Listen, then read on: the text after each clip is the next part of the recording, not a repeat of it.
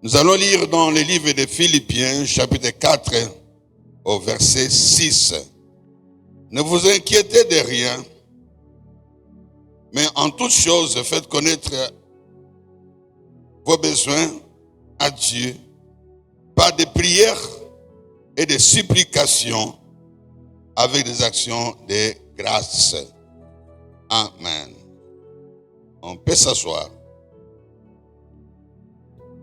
Ce passage a toujours été prêché de plusieurs façons. Chaque jour, le Seigneur nous apporte un plus dans notre vie en tant que chrétien. Pourquoi? Parce que notre vie est une vie de combat. La parole de Dieu dit à chaque jour suffit sa peine. Aucun chrétien ne peut prétendre vivre sans rencontrer des problèmes, des difficultés. Je ne sais pas quel est ton problème. Je ne sais pas qu'est-ce qui te tracasse. Mais tout ce que je sais, Jésus-Christ nous a promis les bénédictions et la persécution. Il nous a demandé de prendre courage, car nous aurons des tribulations lorsque nous marchons avec lui. Les problèmes, nous ne les cherchons pas. Mais les problèmes, nous les rencontrons. Ce sont les problèmes que nous cherchons. Lorsque tu vois que les problèmes te cherchent, la seule solution qui te reste à toi, parce qu'il y a des problèmes que tu ne peux pas résoudre. Alors quand tu te trouves devant des problèmes sans solution, tu dois toujours faire comme un petit enfant. Les petits enfants, ce sont les gens qui vivent dans les royaumes de Dieu. Jésus a dit, laissez les petits enfants venir à moi. Ne les empêchez pas. Parce que les royaumes des cieux est pour ceux qui les ressemblent. Alors, devant les difficultés, devant nos multiples problèmes,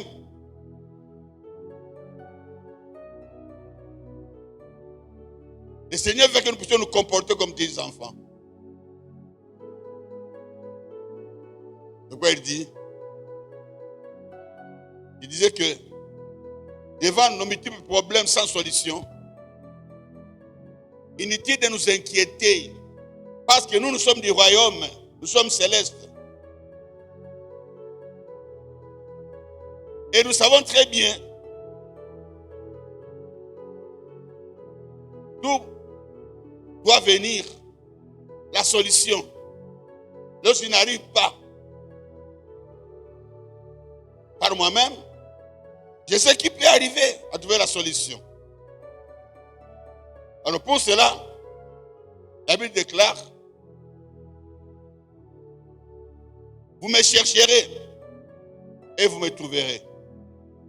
Si vous me cherchez de tout votre cœur, moi, je me laisserai trouver par vous. Donc, quand le problème nous asseye, tout le problème est là, Tibiso, vous avez la solution. Dieu dit ceci, que le problème nous cherche. Dieu dit que le problème nous cherche. C'est qu'il y a quelqu'un derrière le problème qui ne veut pas nous voir dans la joie, dans la paix.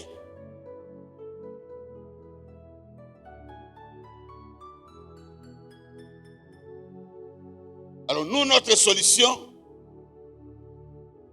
ne peut venir que de celui qui peut résoudre tout problème. Voilà pourquoi nous venons de lire dans Philippiens 4, 6.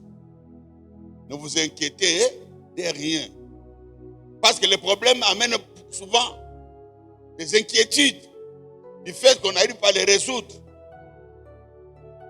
Et quand vous avez un problème qui vous dépasse, ça ne sert à rien de s'inquiéter. Par vos inquiétudes, vous n'allez rien changer de la situation. Les inquiétudes ne servent à rien. Au contraire, ça vous éloigne de votre Dieu.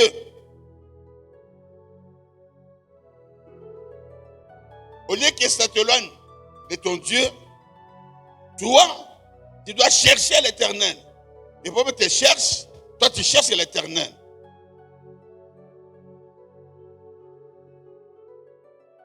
Tu cherches l'Éternel pour faire quoi? Pas pour pleurnicher.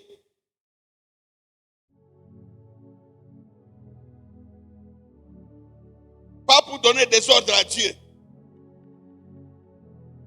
Lorsque tu cherches l'Éternel, c'est pour lui présenter tes problèmes. C'est pour le faire connaître. Même s'il sait. Parce qu'il dit dans Matthieu 6, verset 8, avant que tu n'aies pris, avant que tu ne demandes, il sait déjà de quoi tu as besoin. Donc, il veut savoir tout simplement si tu sais à qui tu as affaire.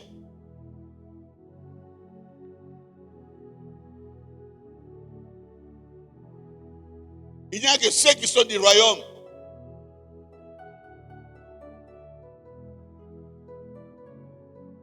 Ceux qui savent les rôles de Jésus-Christ dans leur vie. Pas seulement dans leurs problèmes, dans leur vie.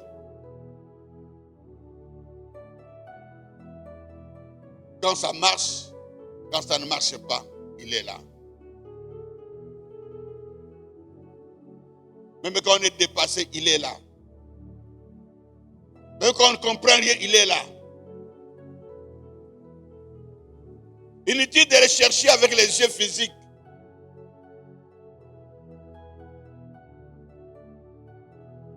Il n'aura pas le reflet de son image. Il ne verra que ton problème.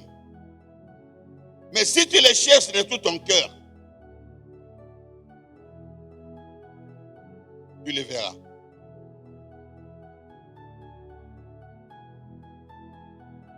Il y a un passage, je crois, de Hébreux 12, 14, 12, à toi de chercher.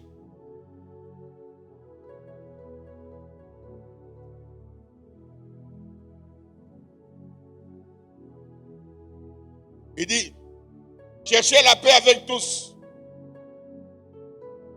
et la sanctification, sans laquelle personne ne verra Dieu. Je vais vérifier cela pour que je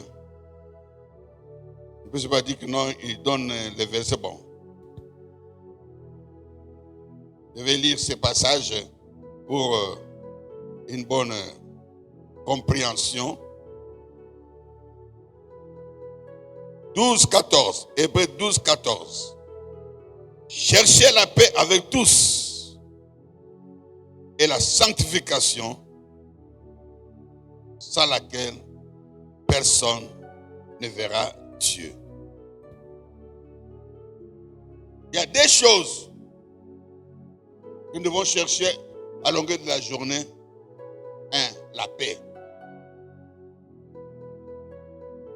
2. La sanctification. La paix. Pourquoi? Parce que la paix représente la présence de Jésus-Christ. Inquiète-toi lorsque tu n'as pas la paix. C'est un mauvais signe. Le manque de la paix, c'est l'absence de Jésus par rapport à ta compréhension. Toi, tu crois qu'il n'est pas là. Voilà que tu n'as pas la paix, pourtant il est là. La sanctification, c'est notre plus grande protection. L'ennemi ne peut rien contre quiconque marche dans la sanctification. La sanctification, c'est la plus grande protection dans la vie chrétienne.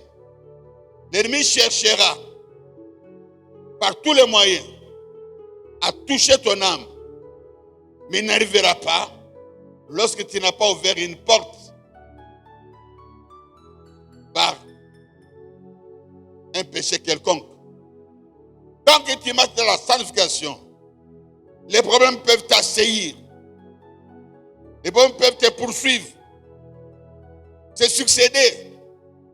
Ça ne touchera pas ton âme.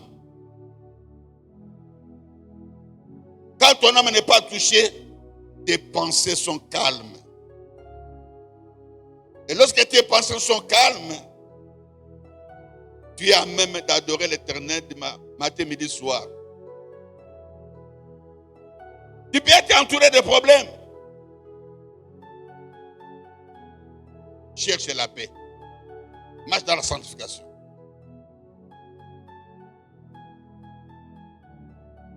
Le cœur. Tu aimeras ton Dieu de tout ton cœur, de toute ta force, de toute ta pensée. Matthieu 22, 37. De toute ta pensée. Un homme est ce que sont ses pensées. Si tu penses bien, tu raisonnes bien, tu as la paix. Mais ce qui est bien, vient de Dieu. Mais quand tu penses mal, tu raisonnes mal, il y a les troubles. Tu n'aimes pas ça la vie.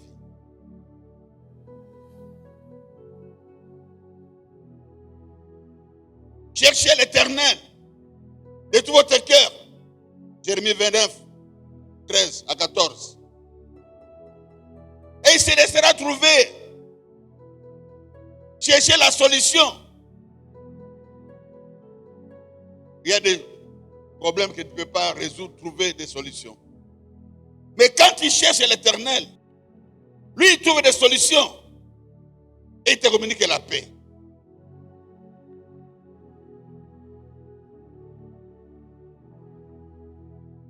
Donc, bien-aimés dans le Seigneur, devant les inquiétudes par rapport aux problèmes qui nous accablent, nous venons de comprendre premièrement, nous devons chercher l'Éternel de tout notre cœur.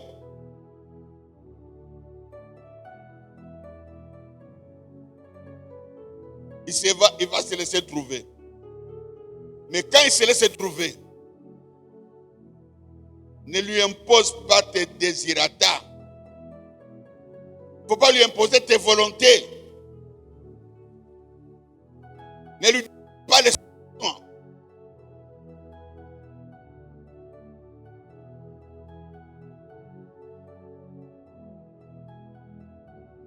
Amen. Parce que si tu les trouves, tu es rassuré qu'il y aura la solution, il y aura la réponse. Selon Matthieu 7, 7. Demandez, il vous sera donné. Oui. C'est la Bible qui dit, demandez, il vous sera donné. Ah mais, le problème c'est quoi? Comment demander? Là nous allons dans Marc 11, verset 24. Tout ce que vous demanderez en priant, croyez que vous l'avez reçu et vous pourrez s'accomplir. Tout ce que vous allez demander en priant, croyez.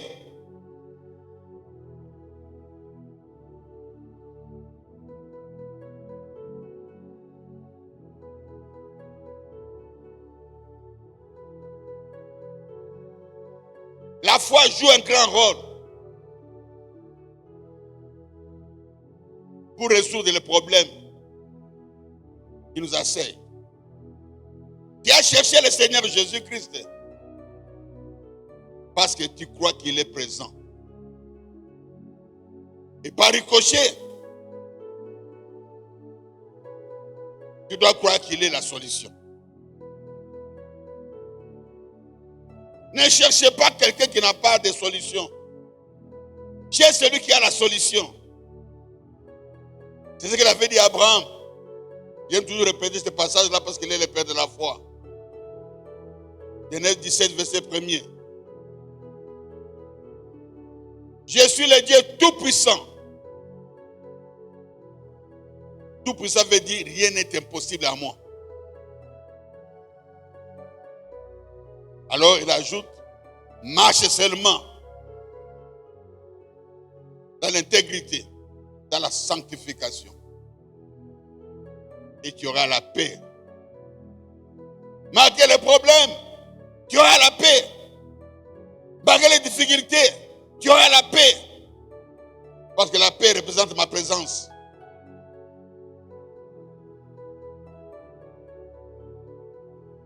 Ah oui. Il a dit dans Jean 14, 1. Il a dit que votre cœur ne trouble point. Croyez en Dieu et croyez en moi. Croyez en Dieu et croyez en moi. Moi qui, le prince de paix. Si tu crois que je suis Christ, c'est-à-dire l'envoyé du Père, pour qu'il puisse avoir la paix, alors tu dois croire à mon Père qui m'a envoyé et tu dois croire à ma mission. Ma mission, c'est de te racheter. Je suis venu pour te racheter. Te faire sortir du monde des vaincus. Pour te faire entrer dans la race des vainqueurs.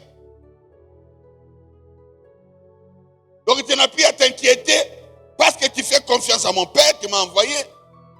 Et tu fais confiance à l'accomplissement de ma mission. Ce jour-là, Jésus a déclaré, tout est accompli. Il a accompli sa mission sur ta vie, sur ma vie, sur sa vie, sur tous ceux qui croient que Jésus est Seigneur, à la gloire de Dieu le Père. Ah oui, bien-aimé. La foi en Jésus-Christ amène des solutions.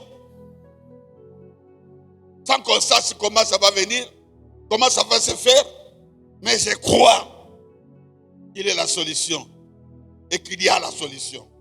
Il est la solution et il y a la solution.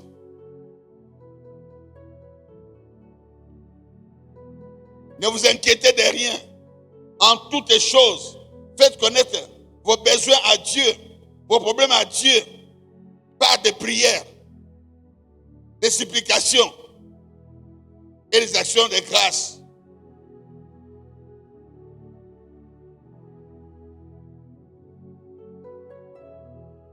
C'est très important. Verset 7 nous dit, nous sommes toujours à Philippiens 4, verset 7 qui ajoute, et la paix de Dieu, qui surpasse toute intelligence, gardera vos cœurs dans la paix. Vos cœurs dans la paix. Devant les problèmes.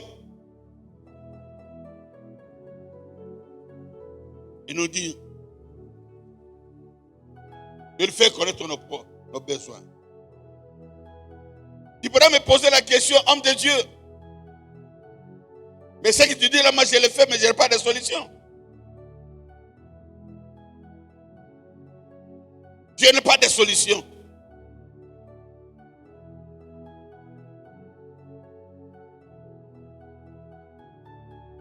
Donc il te manque quelque chose. Il y a encore de l'ignorance.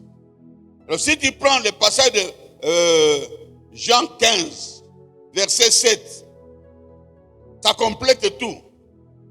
La parole de Dieu déclare, si vous demeurez en moi, si vous êtes liés en moi, si vous êtes attachés à moi, et que mes paroles demeurent en vous, alors demandez tout ce que vous voudrez. Et cela vous sera accordé. Tout ce que vous voudrez.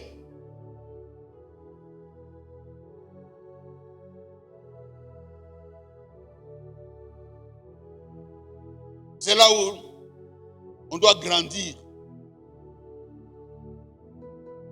dans la vie chrétienne. On doit être affermi. Parce que la Bible déclare, vous demandez et vous ne recevez pas. Jacques 4:3. Parce que vous demandez mal, dans le but de satisfaire vos besoins. Quand on demande, dans le but de satisfaire ses besoins, ça ce n'est pas être, ce n'est pas bien demandé. Ça c'est le manque de connaissance. Quand la parole de Dieu ne demeure pas en toi, tu vas demander des choses qu'on ne peut pas demander à Dieu.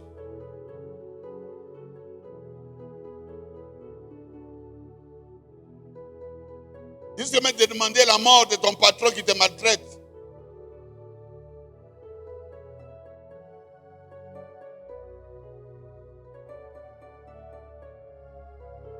Ah oui. Au lieu de prier pour que Dieu change son cœur, toi tu veux qu'il fasse même un accident.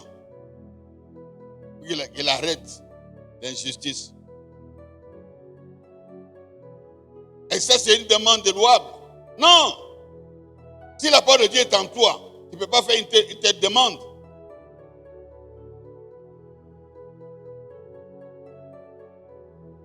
Donc la connaissance de la parole de Dieu nous aide dans la foi, fait grandir notre foi.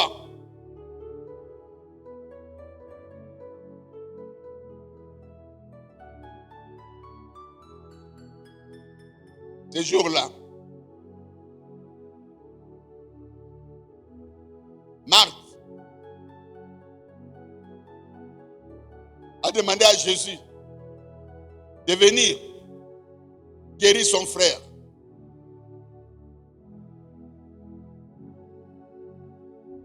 Elle avait la foi que Jésus-Christ était capable de guérir la Marie de son frère.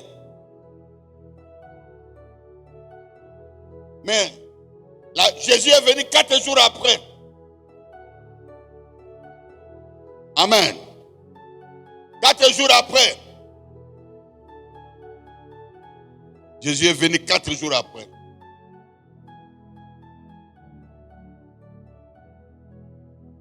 Marthe était inquiète.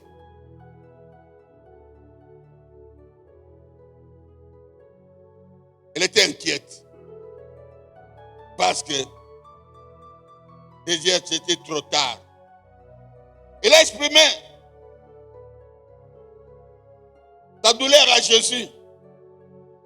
Si tu étais arrivé à temps, si tu étais venu avant, je sais qu'il devait y avoir une solution, mais tu es venu en retard.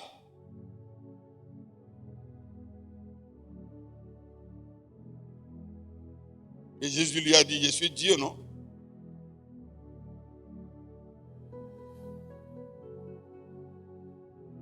La vie et la mort, c'est à mon pouvoir. Je suis Dieu, Marthe. Marthe n'a pas compris parce qu'elle n'était pas encore affermie. Sa connaissance était très bas. C'était très bas. Très basse.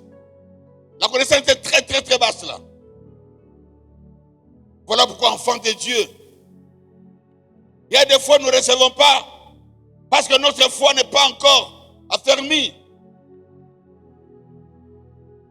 Marthe était sûre et certaine que Jésus pouvait guérir son frère et non le ressusciter.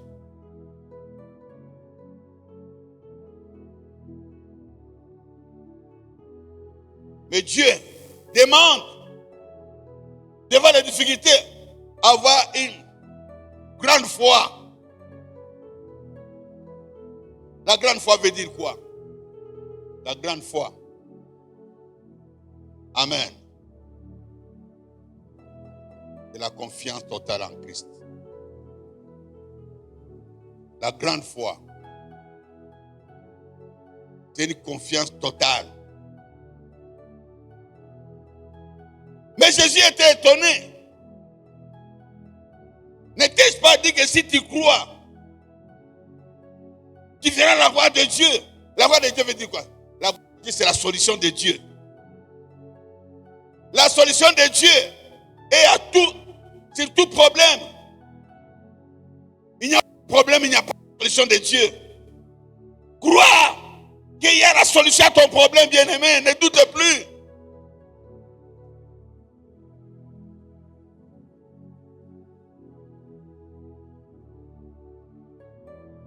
N'est-ce pas que Jésus a dit dans Marc 11, 23, si tu as une petite foi, il n'a pas dit une grande foi, une petite foi,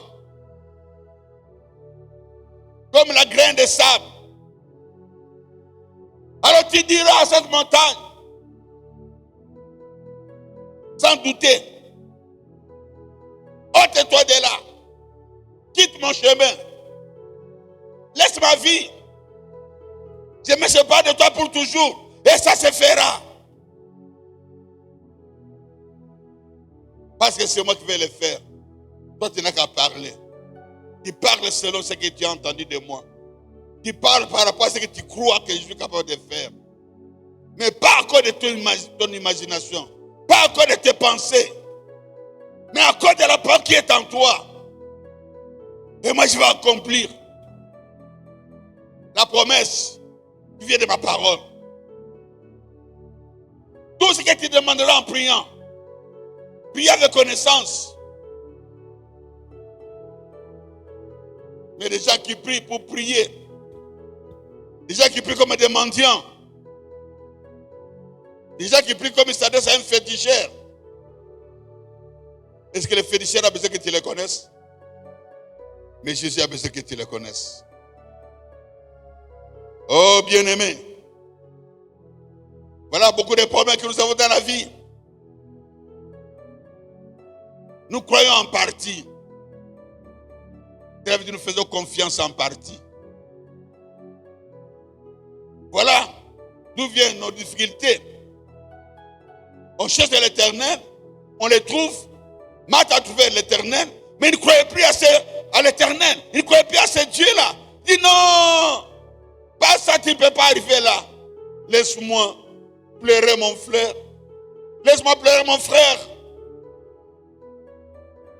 C'est moi qui console. C'est moi qui cherche les larmes. Je suis là. Et tu continues à pleurer.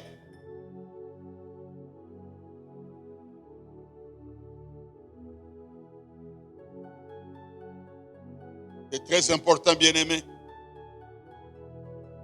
Tout le monde était en pleurs. On ose des Canaan. C'est tout le monde qui pleurait. Parce qu'il y avait un problème sans solution. Il n'y avait plus de vin. Et la fête était... qui battait le plein. La fête était vraiment un moment où tout le monde était dans la réjouissance. Tout d'un coup, ils n'ont pas cherché. Les problèmes les a cherchés. Les problèmes les a trouvés. C'était la panique. C'était des pleurs pour la mariée. Ah, ma fête rangaï. C'est ma fête rangaï. Oh, Yoseli Babé. Qu'est-ce qui est arrivé comme ça? Et ainsi de suite. Il n'y avait plus de fête.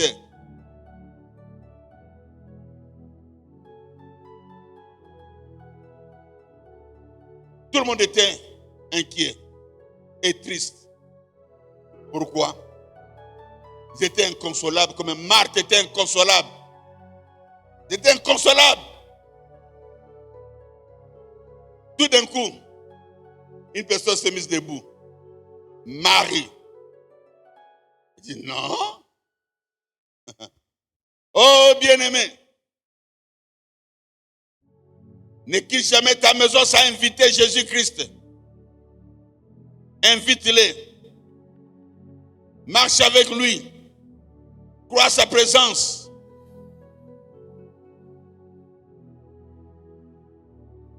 Je suis sûr dans cette fête-là, personne n'avait invité Jésus. C'est Marie qui l'a invité. Mon fils, viens voir la fête de ta cousine.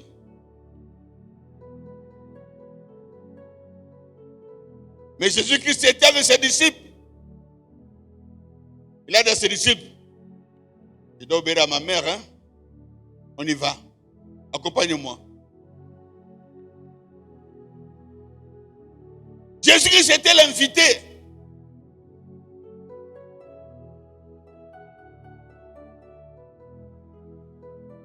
Parce qu'elle aimait son fils.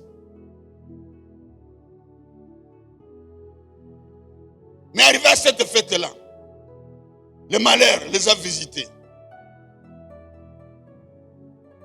Elle s'est mise debout. Il est allé vers Jésus. Il dit, toi, je te connais. Toi, je te connais. Même si ta mission n'a pas encore commencé, je sais pourquoi tu es venu dans ce monde. Tu es venu dans ce monde pour que les gens ne pleurent plus. Tu es venu dans ce monde pour consoler. Pour que les gens trouvent des solutions.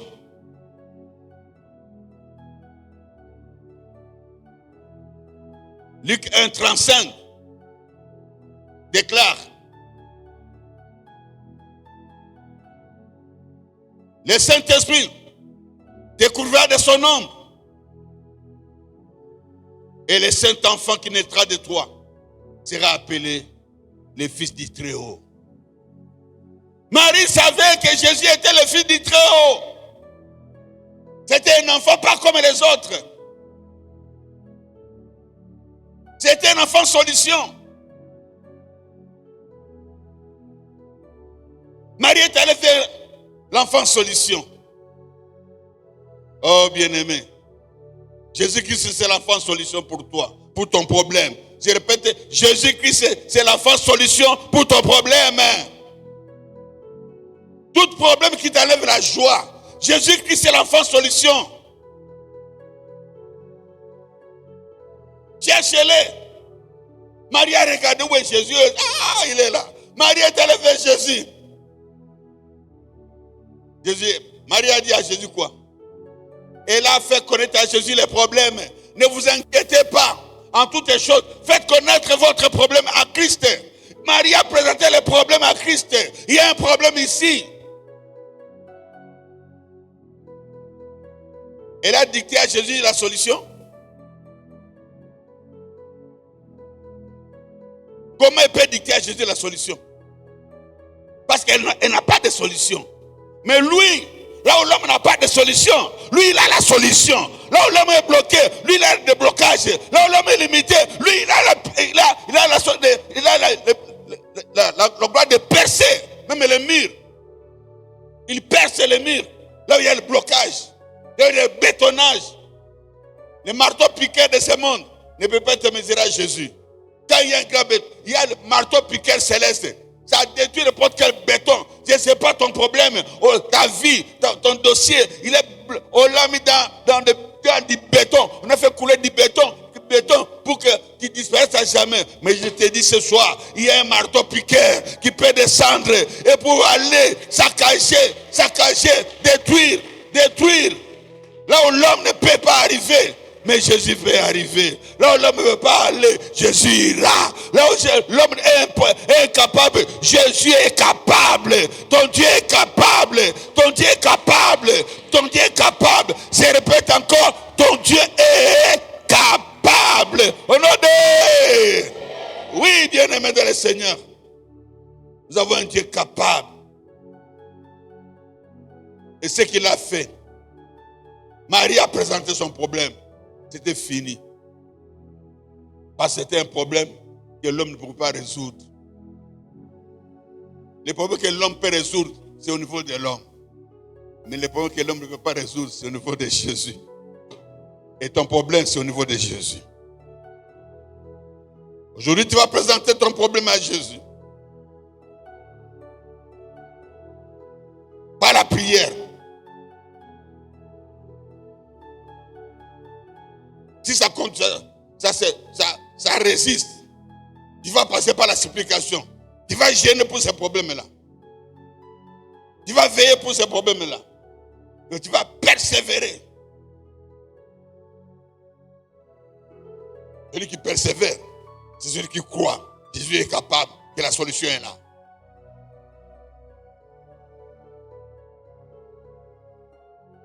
Et quand Jésus-Christ a donné la solution, l'ordonnateur de la fête s'est écrié: waouh!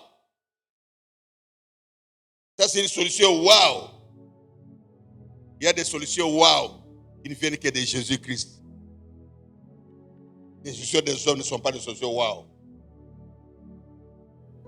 Ah oui. Mais où était ce vin?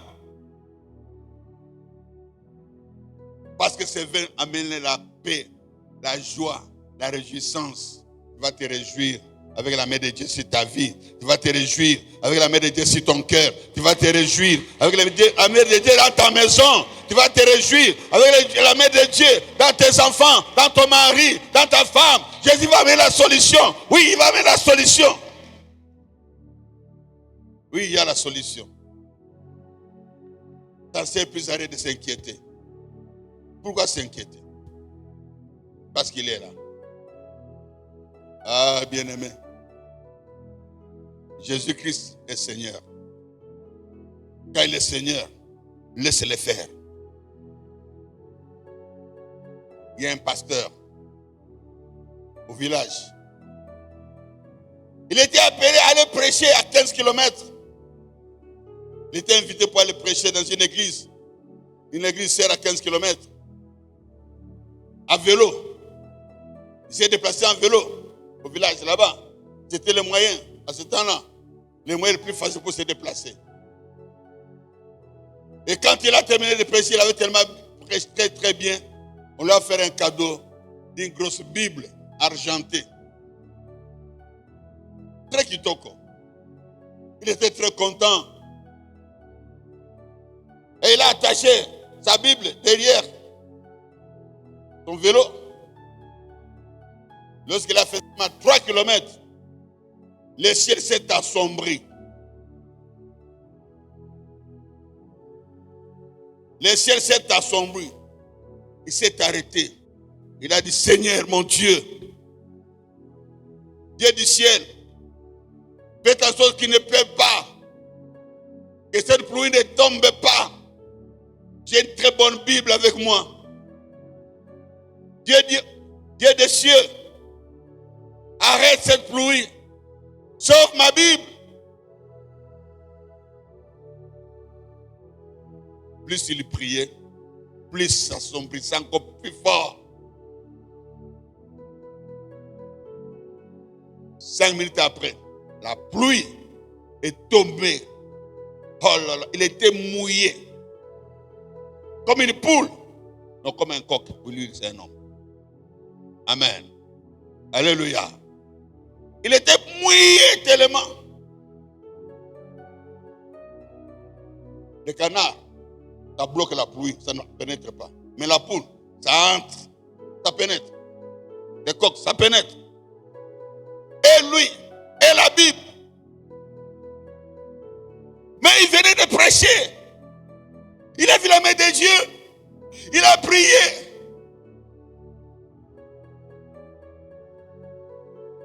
Il s'est référé de la Bible.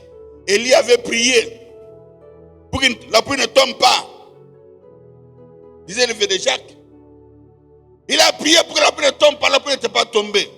Mais lui aussi, il a prié pour que la pluie ne tombe pas. Parce qu'il avait une Bible à protéger. Mais la pluie est tombée. Dieu n'a pas écouté sa prière. Dieu écoute toutes nos prières. Dieu n'a pas répondu à sa prière. Dieu répond toujours aux prières. N'oubliez jamais ça. Dieu écoute toutes nos prières. Il répond à toutes nos prières.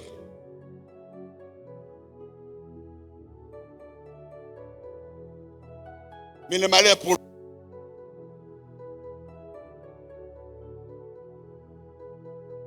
je vais lire un passage. Un bon passage qui va nous aider à comprendre ce passage. Ésaïe 55.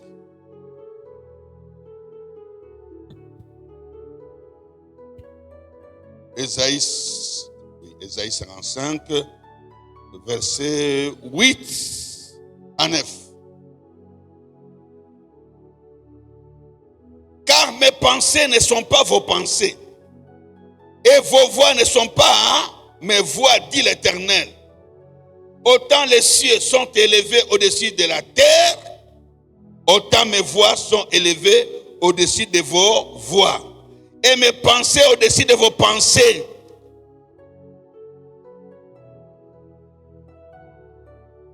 Il voulait qu'elle ne tombe pas pour sauver sa Bible.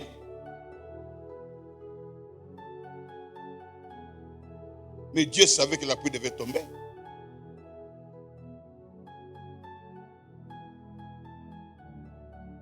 Pourquoi la pluie devait tomber? Parce que c'est Dieu qui contrôle toutes choses. Là où le pasteur allait à son village, les gens étaient à genoux en train de prier pour que la pluie tombe. Lui, il est en vélo. Seigneur, fais qu'il ne pleuve pas. Mais au village, tout le village à genoux en train de prier. Seigneur, fais descendre la pluie, que la pluie tombe. Lui, il est limité par les problèmes qu'il voit. Mais Dieu voit ce qui est important pour lui. Il demande ses pensées. Dieu lui répond selon sa volonté. La pluie est tombée. Pas c'était pour le bonheur du pasteur, il ne savait pas. Dieu n'a pas répondu à sa prière. Lorsqu'elle est arrivée au village, tout le village a couru vers lui. Pasteur, pasteur, tu es un grand Dieu. Pasteur, ton Dieu est grand. Pasteur, pasteur, oh pasteur. Oh, les gens ont transporté le pasteur. Pasteur, tu es un grand Dieu. Le pasteur. Nous avons prié comme tu nous as enseigné. Et Dieu a répondu à notre prière. Quelle prière? On a demandé que la pluie tombe. Oh. On a demandé que la pluie est tombée. Mais pourquoi? Écoutez maintenant ce qui s'est passé. Vous avez au village, on veut attraper des gibiers. Donc, il y a la savane qui est là. Les gens contournent 1 kilomètre. Les villageois font le tour de tout 1 kilomètre. Ils ont mis le feu. Comme ça, le feu passe à avancer. Là-bas, ça vient. Ici, ça vient. Là-bas, ça vient. Mais il faut d'abord trouver là où se trouvent les gibiers. Ne mettez pas du feu là où il n'y a pas de gibier parce qu'on n'allait rien attraper. Mais si on sait qu'à tel endroit il y a des gibiers, alors on fait un grand tour. Parce que le gibier, dès qu'il voit le feu, il va fuir.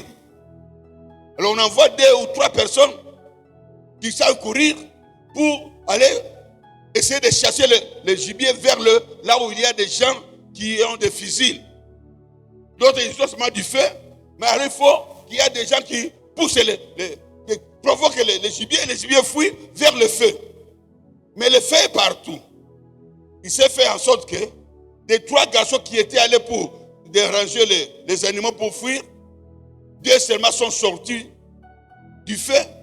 L'enfant du pasteur était piégé comme un animal. Lui aussi, elle était brûlée parce qu'il était tombé, il s'est blessé, il ne savait plus courir. Donc vous devez mourir comme un animal, ça ne peut plus courir. C'était sauf qui peut. Le feu venait avec une vitesse terrible. Les 3 garçons devaient courir. L'enfant du pasteur est tombé, il s'est blessé, il ne savait plus courir. Il était coincé comme un pied. Lorsque les garçons ont annoncé que l'enfant du pasteur est resté là-bas, il ne savait pas courir. L'un a dit non, mettez-nous à genoux, prions, demandons à ce que le feu, la pluie tombe. Il n'y a que la pluie qui peut être la solution. Sinon l'enfant du pasteur sera vraiment carbonisé. Et ils ont prié. Tout à coup, la pluie s'est arrêtée net.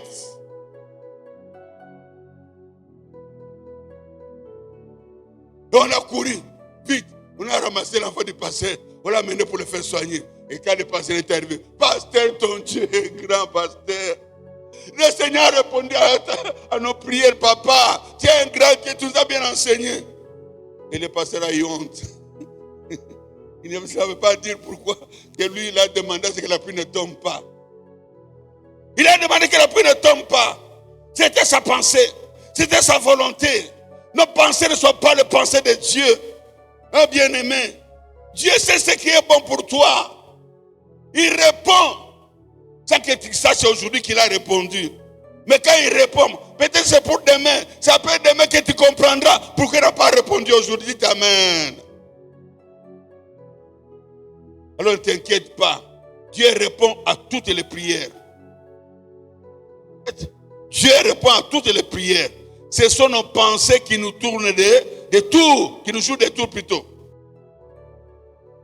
Tu aimeras ton Dieu de toute ta pensée. Parce que ton Dieu est capable. Il donne des solutions. Parce que toi, tu marches dans la sanctification. Tu n'as rien à craindre. Ton Dieu ne te fera jamais du tort. Ton Dieu ne te fera jamais du mal. Parce qu'il est là pour toi. Il est là pour te guérir. Il est là pour te sauver. Il est là pour te consoler. Il est là pour te faire du bien. Jamais du mal.